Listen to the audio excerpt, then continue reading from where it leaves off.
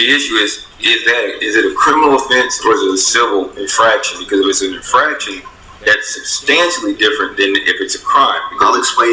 I'll answer that question. Driving a license suspended with knowledge, in this case, is a criminal violation under Florida law, depending on your prior record, but it's not alleged that you have a prior record. So it would be a second-degree misdemeanor criminal offense, and that's what we would proceed under at trial, unless something changes. Okay. Okay?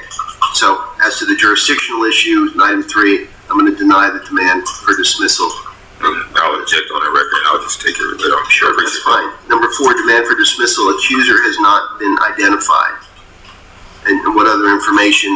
And again, I understand you've been given a copy of the reports. In the reports, there's an identification of who the officers are that would testify and relating to the incident.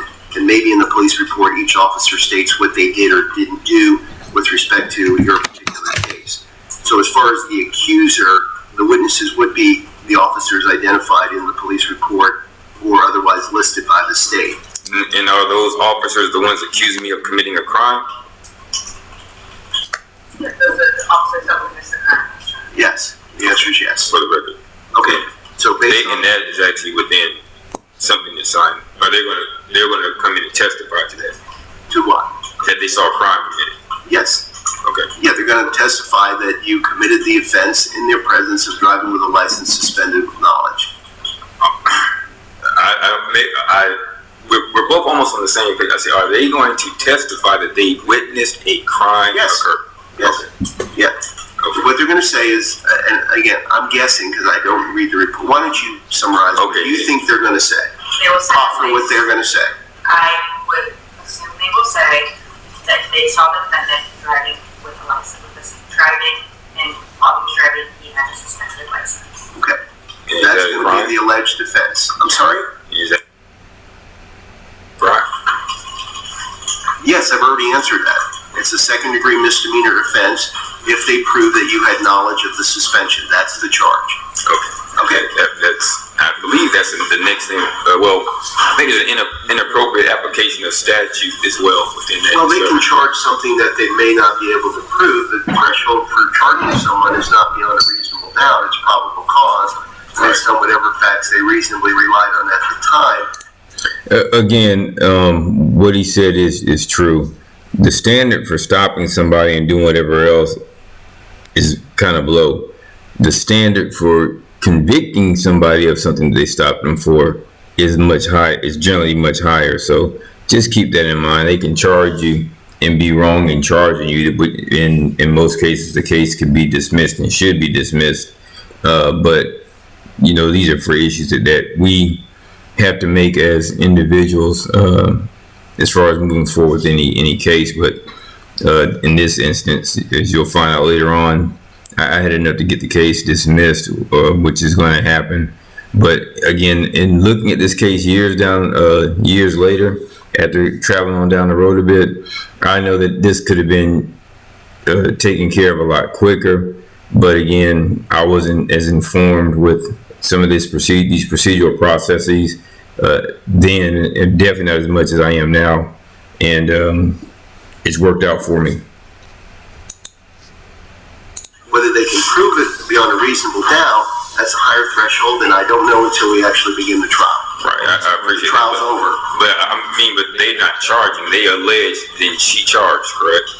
Yeah, it's brought under the jurisdiction of the state attorney's office based on the charging document. In this case, it's a traffic citation issued by the officer under the rules of traffic procedure. That would be the appropriate charging document, unless they filed an information on their own, which I don't believe they've done, correct? Okay, so the charging document that would bring the charge, that's the citation that you received. I appreciate that clarity on that. Okay.